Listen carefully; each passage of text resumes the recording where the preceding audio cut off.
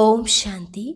आज है 6 अगस्त 2021 के ईश्वरीय महावाक्य। पहले सुनते हैं मुरली के मुख्य पॉइंट्स। बाबा ने कहा, तुम राजयोगी हो। इस योग बल से ही तुम्हारे पाप कटेंगे, फिर अवस्था भी अच्छी हो जाएगी और खुशी का पारा भी चढ़ा रहेगा। अंदर में अगर कोई खराबी होगी तो दिल खाती रहेगी। तुम्हें कोई पर क्रोध नहीं करना, प्यार से समझाना है। क्रोध के भूत को अंदर से निकाल देना है। जो जितना शुद्ध होते जाएंगे उतना औरों को भी शुद्ध अथवा योगी बनाने का उमंग आता जाएगा। फिर कहा, जितना हो सके बाप के मददगार बनो। बाबा ने तुमको जो मंत्र दिया है वह तुम औरों को दो। कलम लगाते जाओ। शरीर के भान में नहीं रहो। देह अभिमान है तो समझना अभी कच्चे हो, बाबा से बहुत दूर हो। हीरे जैसा बनना है तो देही अभिमानी बनो। फिक्र से फारिग होने के लिए बहुत पुरुषार्थ करना है। फिर 21 जन्म के लिए कोई फिक्रात नहीं रहेगी। आगे कहा, बाबा को याद करने से तुम बहुत अडोल रहेंगे। जब महावीर बन जाओगे तो रावण तुमको हिला नहीं सकेगा, लेकिन यह अवस्था पिछाड़ी में होगी। और लास्ट में बाबा ने कहा, शरीर की संभाल भले रखो, लेकिन शरीर में जरा भी मोह ना हो। इस अंतिम शरीर में ही पुरुषार्थ करके तुम्हें कर्मातीत अवस्था को पाना है। यह अमूल्य शरीर है, इसे निरोगी तंदुरुस्त रखो। गफलत नहीं करनी। खान पान की संभाल रखोगे तो स्वस्थ रहोगे। और अब सुनते हैं महावाक्यों को विस्तार से। मुरली का सार। मीठे बच्चे, रोज अपने आप से पूछो कि मैं आत्मा कितना शुद्ध बना हूँ। जितना शुद्ध बनेंगे उतना खुशी रहेगी, सेवा करने का उमंग आएगा। प्रश्न, हीरे जैसा श्रेष्ठ बनने का पुरुषार्थ क्या है? उत्तर, देही अभिमानी बनो। शरीर में जरा भी मोह ना रहे। फिक्र से फारिग हो, एक बाबा की याद में रहो। यही श्रेष्ठ पुरुषार्थ हीरे जैसा बना देगा। अगर देह अभिमान है तो समझो अवस्था कच्ची है, बाबा से दूर हो। तुम्हें इस शरीर की संभाल भी करनी है, क्योंकि इस शरीर में रहते कर्मातीत अवस्था को पाना है। गीत, मुखड़ा देख ले प्राणी जरा दर्पण में, कितने पाप कितने पुण्य तेरे जीवन में। ओम शांति। बाप बच्चों को समझाते हैं कि जिसके योग बल से पाप कटते हैं उनको खुशी का पारा चढ़ जाता है। अपनी अवस्था को आपे ही बच्चे जान सकते हैं। जब अवस्था अच्छी होती है तो सर्विस का शौक बहुत अच्छा होता है। जितना जितना शुद्ध होते जाएंगे उतना औरों को भी शुद्ध अथवा योगी बनाने का उमंग आएगा, क्योंकि तुम राजयोगी व राज ऋषि हो। हठ योगी ऋषि तत्व को भगवान मानते हैं। राजयोगी ऋषि भगवान को बाप मानते हैं। तत्व को याद करने से उन्हों के कोई पाप नहीं कटते हैं। तत्व के साथ योग लगाने से कोई बल नहीं मिलता है। कोई भी धर्म वाले योग को जानते नहीं हैं, इसलिए कोई भी सच्चा योगी बन वापिस नहीं जा सकते। अभी तुम बच्चे अपनी अवस्था खुद भी जान सकते हो।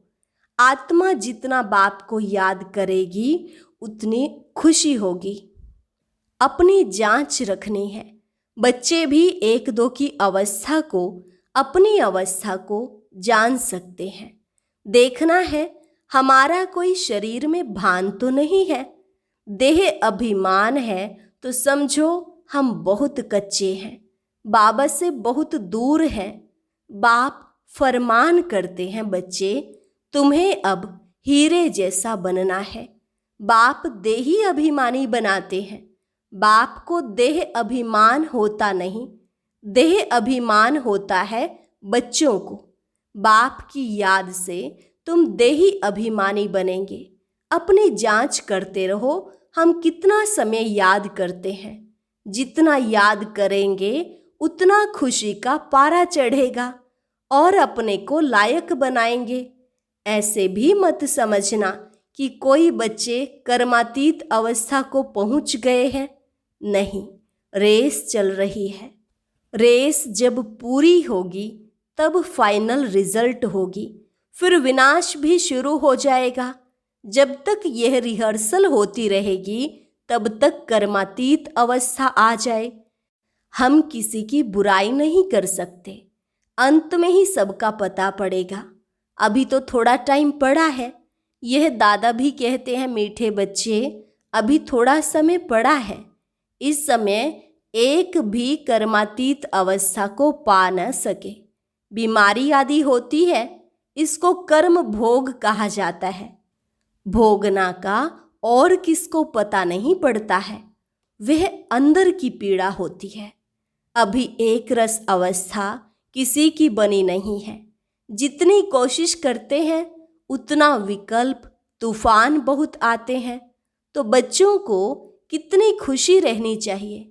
विश्व का मालिक बनना कोई कम बात है क्या? मनुष्य साहूकार हैं, बड़े बड़े बंगले हैं तो खुशी रहती है क्योंकि सुख बहुत है। अभी भी तुम बाप से अथाह सुख लेते हो। जानते हो, बाबा से हम राजा ही लेंगे। शांति में इतना खुशी नहीं होती जितनी धन में खुशी होती है।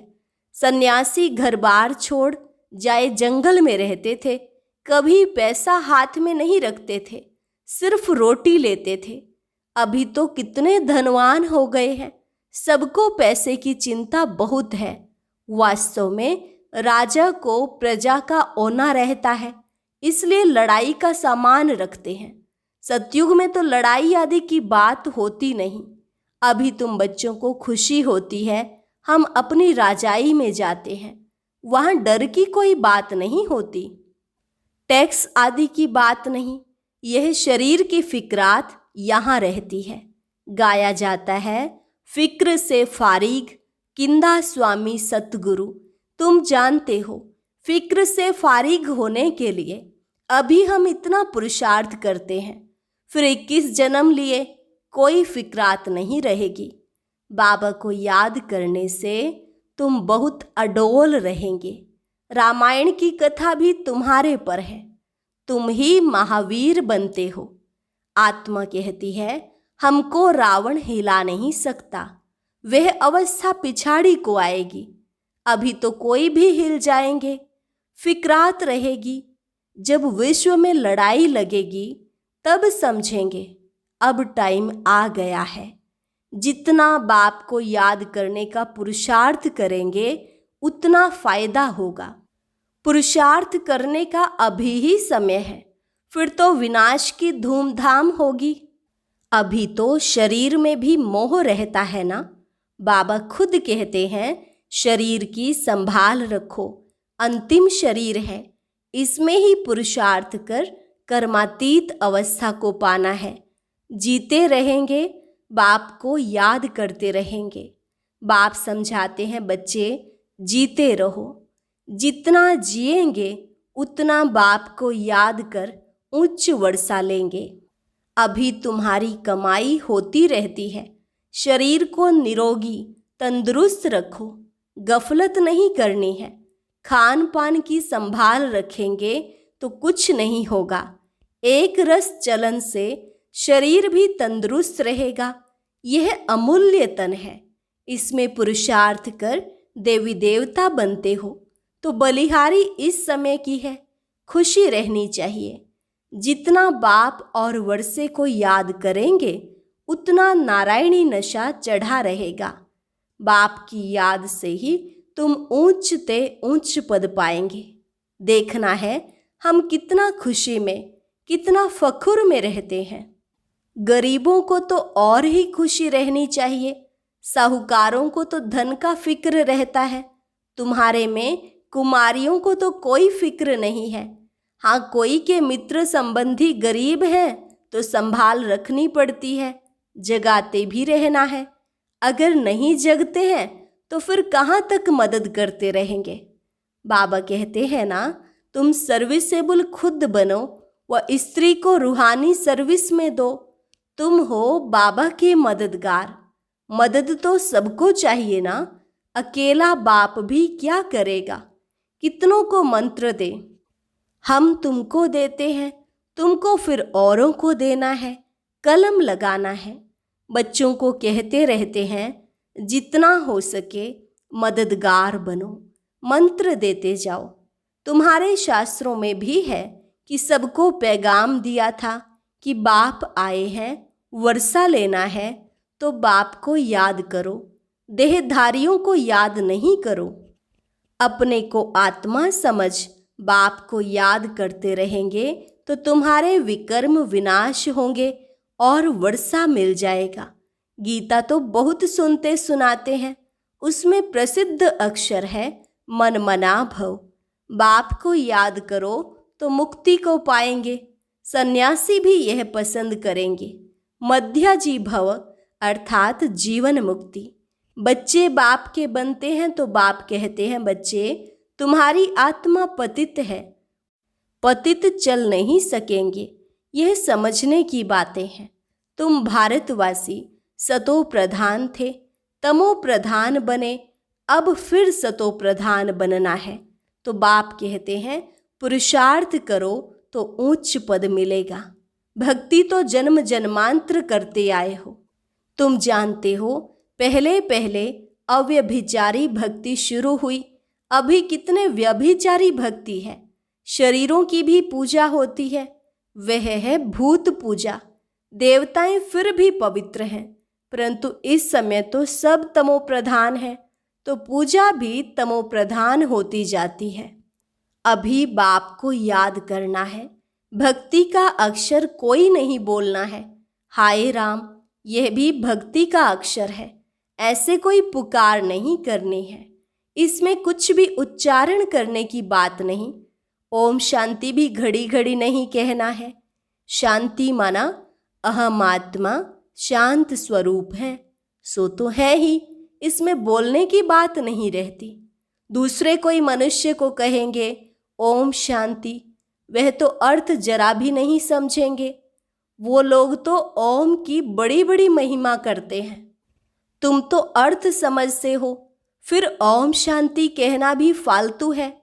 हाँ, एक दो से ऐसे पूछ सकते हो, शिव बाबा की याद में हो, जैसे हम भी बच्ची से पूछता हूँ, ये किसका श्रृंगार करती हो? बोलती है शिव बाबा के रथ का। यह शिव बाबा का रथ है ना, जैसे हुसैन का रथ होता है ना। घोड़े को श्रृंगार करते हैं, घोड़े का अर्थ नहीं समझते हैं। धर्म स्थापन करने वाले जो आते हैं उनकी आत्माएं पवित्र होती हैं। पुरानी पतित आत्मा धर्म स्थापन कर न सके। तुम धर्म स्थापन नहीं करते हो, शिव बाबा तुम्हारे द्वारा करते हैं, तुमको पवित्र बनाते हैं। वो लोग भक्ति मार्ग में बहुत श्रृंगार आदि करते हैं, यहाँ श्रृंगार पसंद नहीं करते। बाप कितना निरहंकारी है, खुद कहते हैं हम बहुत जन्मों के अंत के भी अंत में आता हूँ।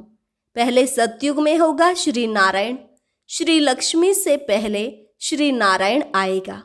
वह तो बड़ा होगा ना, इसलिए कृष्ण का नाम गाया हुआ है।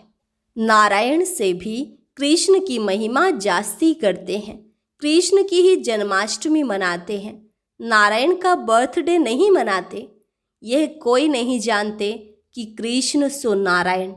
नाम तो बचपन का ही चलेगा ना, फलाने ने जन्म लिया, उसका बर्थडे मनाते हैं, इसलिए कृष्ण का ही मनाते हैं। नारायण का किसको पता नहीं। पहले पहले शिव जयंती, फिर है कृष्ण जयंती, फिर राम की। शिव के साथ गीता का भी जन्म होता है। शिव बाबा आते ही हैं बहुत जन्मों के अंत के जन्म में। किसके अंत के जन्म में? ब्रह्मा बाबा के। बुजुर्ग अनुभवी रथ में ही आते हैं। कितना अच्छा समझाया हुआ है, तो भी किसकी बुद्धि में नहीं आता। बाप कहते हैं यह ज्ञान प्राय लोप हो जाता है। जब मैं आकर सुनाऊं तब तुम भी सुना सकते हो। अभी तुम बच्चे जानते हो, हम भविष्य में एक्यूरेट यह देवी देवता बनेंगे। बाबा ने 2-3 प्रकार के साक्षात्कार किए थे। यह बनूंगा, ताज वाला बनूंगा, पगड़ी वाला बनूंगा। 2-4 राजाई के जन्मों का साक्षात्कार किया था।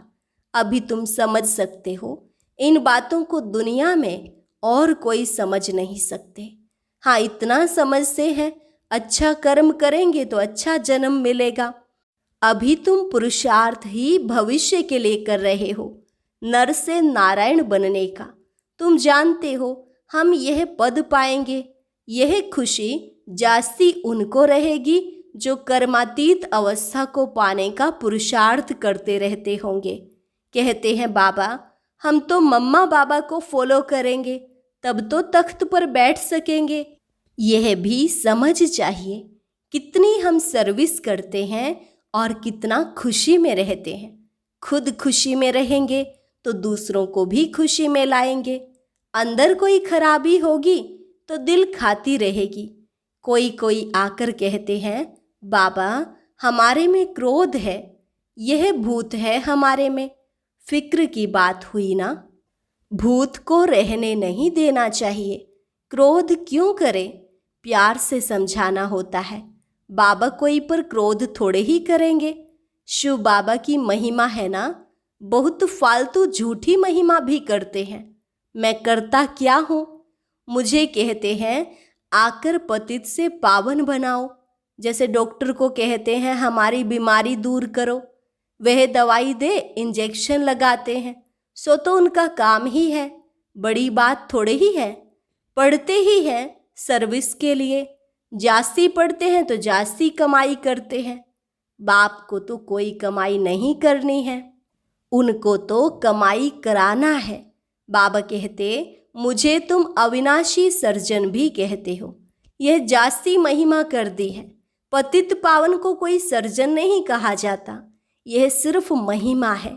बाप तो सिर्फ कहते हैं मुझे याद करो तो तुम्हारे विकर्म विनाश होंगे।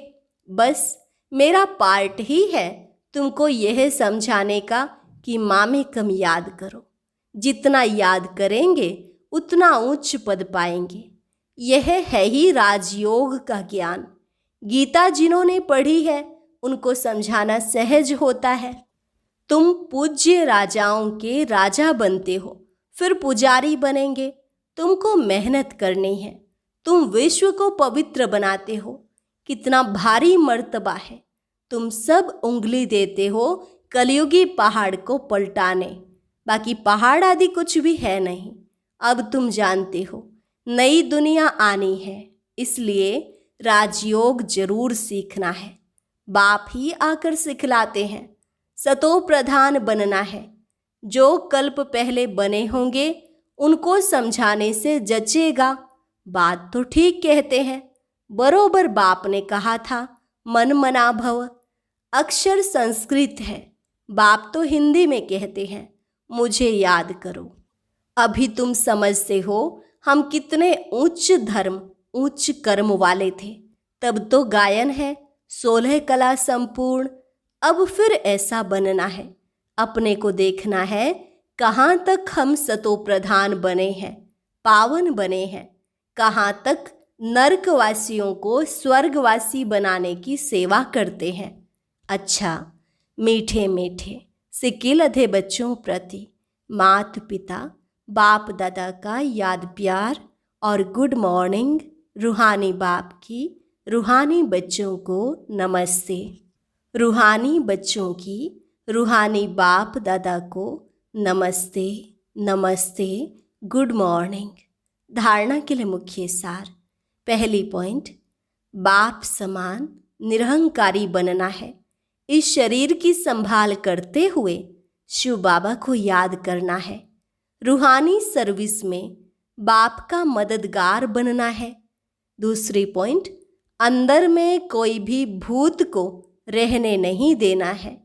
कभी किसी पर क्रोध नहीं करना है। सबसे बहुत प्यार से चलना है।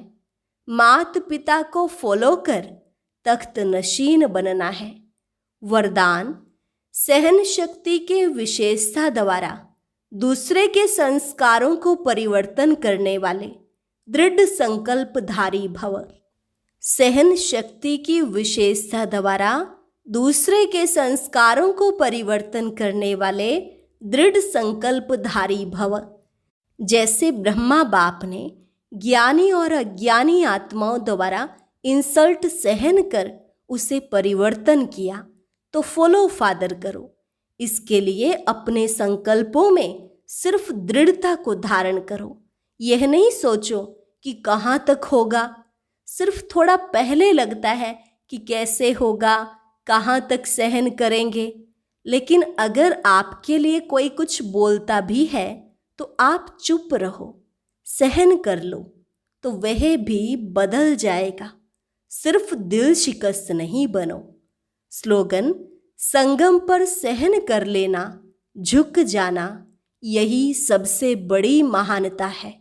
संगम पर सहन कर लेना, झुक जाना, यही सबसे बड़ी महानता है। अच्छा, ओम शांति। आज की अव्यक्त मुरली जरूर सुने। उसके लिए ऊपर दिए गए बॉक्स को टच करें।